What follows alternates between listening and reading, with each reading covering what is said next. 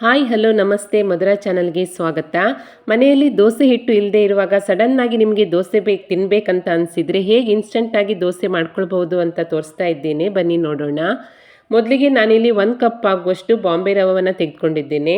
ಇದನ್ನು ಇವಾಗ ಮಿಕ್ಸಿ ಪಾತ್ರೆಗೆ ಸೇರಿಸ್ಕೊಳ್ತಾ ಇದ್ದೇನೆ. ನಂತರ ಇದಕ್ಕೆ 3 ಟೇಬಲ್ ಸ್ಪೂನ್ ಆಗುವಷ್ಟು ಗೋಧಿ ಹಿಟ್ಟು, ಹಾಗೆ 1/4 ಕಪ್ ಆಗುವಷ್ಟು ಅವಲಕ್ಕಿ, ಗಟ್ಟಿ ಅವಲಕ್ಕಿ ಅಥವಾ ಪೇಪರ್ ಅವಲಕ್ಕಿ ಯಾವುದನ್ನು ಕೂಡ ಸೇರಿಸ್ಕೊಳ್ಬೋದು. ಹಾಗೆ 1 ಟೇಬಲ್ ಸ್ಪೂನ್ ಆಗುವಷ್ಟು ಸಕ್ಕರೆ. ಇದಿಷ್ಟನ್ನು ಸೇರಿಸ್ಬಿಟ್ಟು ನುಣ್ಣಗೆ ಪೌಡ್ರ್ ಮಾಡ್ಕೊಳ್ತೀನಿ. ಮಾಡ್ಕೊಂಡಿರುವ ಪೌಡ್ರನ್ನು ಒಂದು ಪಾತ್ರೆಗೆ ಸೇರಿಸ್ಕೊಳ್ತಾ ಇದ್ದೇನೆ. ನಂತರ ಇದಕ್ಕೆ 1 ಕಪ್ ಆಗುವಷ್ಟು ಮೊಸರು, ಹಾಗೆ 1 ಕಪ್ ಆಗುವಷ್ಟು ನೀರನ್ನು ಸೇರಿಸ್ಬಿಟ್ಟು ಚೆನ್ನಾಗಿ ಮಿಕ್ಸ್ ಮಾಡ್ಕೊಳ್ತೀನಿ. ಯಾವುದೇ ರೀತಿ ಗಂಟು ಇಲ್ಲದಂತೆ ಇದನ್ನು ಚೆನ್ನಾಗಿ ಮಿಕ್ಸ್ ಮಾಡ್ಕೊಳ್ಬೇಕು. ನೋಡಿ, ಮಿಕ್ಸ್ ಮಾಡ್ತಾ ಮಾಡ್ತಾ ಗಟ್ಟಿ ಆಗ್ತಾ ಇದೆ. ಇವಾಗ ಇದಕ್ಕೆ ಸ್ವಲ್ಪ ಸ್ವಲ್ಪನೇ ನೀರನ್ನು ಸೇರಿಸ್ಬಿಟ್ಟು ದೋಸೆ ಹಿಟ್ಟಿನ ಹದಕ್ಕೆ ಇದನ್ನು ರೆಡಿ ಮಾಡ್ಕೊಳ್ಬೇಕು.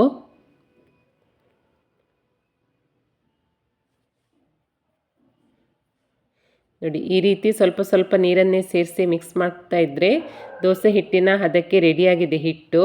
ಇವಾಗ ಇದಕ್ಕೆ ನಾನೊಂದು ಪ್ಲೇಟನ್ನು ಮುಚ್ಚಿ ಒಂದು 15 ನಿಮಿಷ ಇದನ್ನು ಸೈಡಲ್ಲಿ ಇಡ್ತೀನಿ. ಅಷ್ಟರಲ್ಲಿ ನಾವು ಚಟ್ನಿಯನ್ನು ರೆಡಿ ಮಾಡ್ಕೊಳ್ಳೋಣ. ಸ್ಟವ್ ಮೇಲೆ ಒಂದು ಒಗ್ಗರಣೆ ಪಾತ್ರೆ ಇಟ್ಟು ಇದಕ್ಕೆ 1 ಟೇಬಲ್ ಸ್ಪೂನ್ ಆಗುವಷ್ಟು ಎಣ್ಣೆಯನ್ನು ಸೇರಿಸ್ಕೊಳ್ತೀನಿ. ಎಣ್ಣೆ ಚೆನ್ನಾಗಿ ಕಾದ ನಂತರ 2 ಟೇಬಲ್ ಸ್ಪೂನ್ ಆಗುವಷ್ಟು ಕಡಲೆಬೇಳೆ, ಹಾಗೆ ಖಾರಕ್ಕೆ ತಕ್ಕಷ್ಟು ಹಸಿಮೆಣಸು. ಈ ಹಸಿಮೆಣಸು ತುಂಬ ಖಾರ ಇರೋದ್ರಿಂದ ನಾನು ಮಕ್ಕಳಿಗೋಸ್ಕರ ಒಂದೇ ಸೇರಿಸ್ಕೊಳ್ತಾ ಇದ್ದೀನಿ. ನಿಮಗೆ ಖಾರ ಜಾಸ್ತಿ ಬೇಕಿದ್ದರೆ ಜಾಸ್ತಿ ಸೇರಿಸ್ಕೊಳ್ಬೋದು. ಇದನ್ನು ಚೆನ್ನಾಗಿ ಫ್ರೈ ಮಾಡ್ಕೊಳ್ಬೇಕು. ನೋಡಿ, ಇವಾಗ ಇದು ಫ್ರೈ ಆಗಿದೆ. ಸ್ಟವ್ ಆಫ್ ಮಾಡಿಬಿಟ್ಟು ತಣ್ಣಗಾಗ್ಲಿಕ್ಕೆ ಬಿಡ್ತೇನೆ. ನಂತರ ಮಿಕ್ಸಿ ಪಾತ್ರೆಗೆ 1/4 ಕಪ್ ಆಗುವಷ್ಟು ಕಾಯಿ ತುರಿ, ಹಾಗೆ ಫ್ರೈ ಮಾಡ್ಕೊಂಡಿರುವಂತಹ ಕಡಲೆಬೇಳೆ ಮತ್ತು ಹಸಿಮೆಣಸನ್ನು ಸೇರಿಸ್ಕೊಳ್ತೀನಿ. ನಂತರ ಚಿಕ್ಕ ಶುಂಠಿ, ಹಾಗೆ ಚಿಕ್ಕ ಹುಣಸೆ ಹಣ್ಣು, ಅರ್ಧ ಟೇಬಲ್ ಸ್ಪೂನ್ ಆಗುವಷ್ಟು ಜೀರಿಗೆ, ರುಚಿಗೆ ತಕ್ಕಷ್ಟು ಉಪ್ಪನ್ನು ಸೇರಿಸ್ಕೊಂಡು ಸ್ವಲ್ಪ ನೀರನ್ನು ಸೇರಿಸ್ಬಿಟ್ಟು ನುಣ್ಣಗೆ ಚಟ್ನಿಯನ್ನು ರುಬ್ಕೊಳ್ತೀನಿ. ರುಬ್ಕೊಂಡಿರುವ ಚಟ್ನಿಯನ್ನು ಒಂದು ಪಾತ್ರೆಗೆ ಸೇರಿಸ್ಕೊಂಡಿದ್ದೇನೆ. ನಂತರ ಇದಕ್ಕೆ ಸಾಸಿವೆ, ಇಂಗು, ಕರಿಬೇವು ಹಾಗೆ ಒಣಮೆಣಸಿನ್ಕಾಯಿ ಒಗ್ಗರಣೆಯನ್ನು ಮಾಡಿ ಸೇರಿಸ್ಕೊಳ್ತಾ ಇದ್ದೇನೆ. ಚಟ್ನಿ ಕೂಡ ರೆಡಿಯಾಗಿದೆ. ನಂತರ ನೋಡಿ, ದೋಸೆ ಹಿಟ್ಟು 15 ನಿಮಿಷದ ನಂತರ ಇದಕ್ಕೆ 1/4 ಟೇಬಲ್ ಸ್ಪೂನ್ ಆಗುವಷ್ಟು ಸೋಡಾ, ಹಾಗೆ ರುಚಿಗೆ ತಕ್ಕಷ್ಟು ಉಪ್ಪನ್ನು ಸೇರಿಸ್ಬಿಟ್ಟು ಚೆನ್ನಾಗಿ ಮಿಕ್ಸ್ ಮಾಡ್ಕೊಳ್ತೀನಿ. ಇವಾಗ ರವೆ ಪೂರ್ತಿಯಾಗಿ ನೆಂದುಬಿಟ್ಟು ಮತ್ತೆ ಹಿಟ್ಟು ಗಟ್ಟಿಯಾಗಿದೆ. ಇದಕ್ಕೆ ಸ್ವಲ್ಪ ಸ್ವಲ್ಪನೇ ನೀರನ್ನು ಸೇರಿಸ್ಬಿಟ್ಟು ದೋಸೆ ಹಿಟ್ಟಿನ ಹದಕ್ಕೆ ರೆಡಿ ಮಾಡ್ಕೊಳ್ತೀನಿ.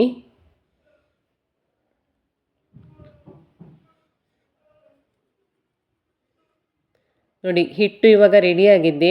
ಸ್ಟವ್ ಮೇಲೆ ತವ ಇಟ್ಕೊಂಡ್ಬಿಟ್ಟು 1 ಸೌಟ್ ಹಿಟ್ಟನ್ನು ತೆಗೆದು ನಿಮಗೆ ಎಷ್ಟು ತೆಳ್ಳಗೆ ಬೇಕು ಅಷ್ಟು ತೆಳ್ಳಗೆ ದೋಸೆ ಹುಯ್ದುಬಿಟ್ಟು ನಂತರ ಮೇಲ್ಗಡೆಯಿಂದ ತುಪ್ಪ ಅಥವಾ ಎಣ್ಣೆಯನ್ನು ಸವರಿ ಪ್ಲೇಟನ್ನು ಮುಚ್ಚಿಬಿಟ್ಟು 3 ನಿಮಿಷ ಬೇಯಿಸ್ಕೊಂಡ್ರೆ ನೋಡಿ ದೋಸೆ ರೆಡಿಯಾಗಿದೆ.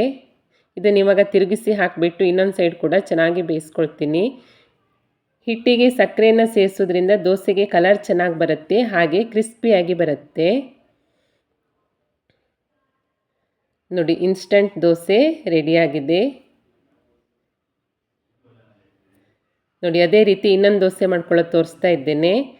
1 ಸೌಟ್ ಹಿಟ್ಟನ್ನು ತೆಗೆದು ಈ ರೀತಿ ಹಾಕಿ ನಿಮಗೆ ಎಷ್ಟು ತೆಳ್ಳಗೆ ಬೇಕು ಅಷ್ಟು ತೆಳ್ಳಗೆ, ಎಷ್ಟು ದೊಡ್ಡ ಸೈಜಲ್ಲಿ ಬೇಕು ಅಷ್ಟು ದೊಡ್ಡ ಸೈಜಲ್ಲಿ ದೋಸೆಯನ್ನು ಮಾಡ್ಕೊಂಡ್ಬಿಟ್ಟು ಮೇಲ್ಗಡೆಯಿಂದ ತುಪ್ಪ ಅಥವಾ ಎಣ್ಣೆಯನ್ನು ಸವರಿ ಪ್ಲೇಟನ್ನು ಮುಚ್ಚಿ 3 ನಿಮಿಷ ಬೇಯಿಸ್ಕೊಂಡ್ರೆ ರುಚಿ ರುಚಿಯಾದ ಇನ್ಸ್ಟಂಟ್ ದೋಸೆ ರೆಡಿಯಾಗತ್ತೆ. ದೋಸೆ ರುಚಿಯಂತೂ ತುಂಬಾ ಚೆನ್ನಾಗಿರುತ್ತೆ. ಬಿಸಿ ಬಿಸಿ ತಿನ್ನುವಾಗ ಚಟ್ನಿ ಕೂಡ ಬೇಕಾಗಲ್ಲ, ಅಷ್ಟು ಸೂಪರಾಗಿರುತ್ತೆ ಟೇಸ್ಟು. ನೋಡಿ, ದೋಸೆ ರೆಡಿಯಾಗಿದೆ. ತಿರುಗಿಸಿ ಹಾಕಿಬಿಟ್ಟು ಇನ್ನೊಂದು ಸೈಡು ಚೆನ್ನಾಗಿ ಬೇಯಿಸ್ಕೊಂಡ್ರೆ ರುಚಿ ರುಚಿಯಾದ ಇನ್ಸ್ಟಂಟ್ ದೋಸೆ ರೆಡಿಯಾಗತ್ತೆ. ಮನೆಯಲ್ಲಿ ದೋಸೆ ಹಿಟ್ಟು ಇಲ್ಲದೇ ಇರುವಾಗ ನಿಮಗೆ ಸಡನ್ನಾಗಿ ದೋಸೆ ತಿನ್ನಬೇಕಂತ ಅನಿಸಿದರೆ ಅಥವಾ ಮಕ್ಕಳು ದೋಸೆಯನ್ನು ಕೇಳ್ತಾ ಇದ್ದರೆ ನೀವು ಈ ರೀತಿಯಾಗಿ ಇನ್ಸ್ಟಂಟ್ ದೋಸೆಯನ್ನು ಮಾಡಿ ಕೊಡ್ಬೋದು. ತುಂಬಾ ಚೆನ್ನಾಗಿರುತ್ತೆ.